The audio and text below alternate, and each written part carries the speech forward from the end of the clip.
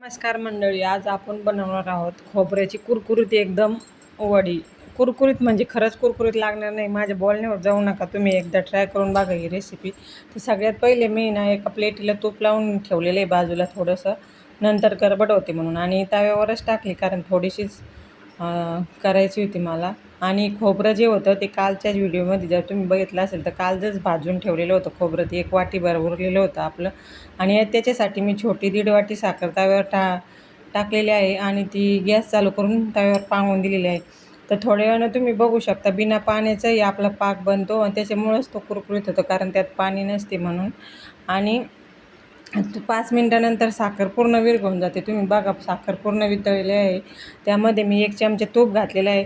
तर ते कशासाठी, कारण आपण जेव्हा बर्फी बनवतो ना तर ती एकदम कडक होते, आपल्याला दातानंसुद्धा चावत नाही, म्हणून जेव्हा आपण तूप त्यामध्ये 1 चमचा घालतो ना तर ती थोडीशी नरम लागते आणि चवीला पण खूप छान लागते. कुरकुरीत त्यामुळेच होते कारण आपण त्यामध्ये तूप घातले होते. आणि जी प्लेट आपली होती तूप लावलेली त्याच्यावर मी आता ते गरम आहे तोपर्यंत वाटीने आणि नंतर हाताने पांगून देणार आहे, कारण ते खूप गरम असतो पाक, हाताला चटके बसता.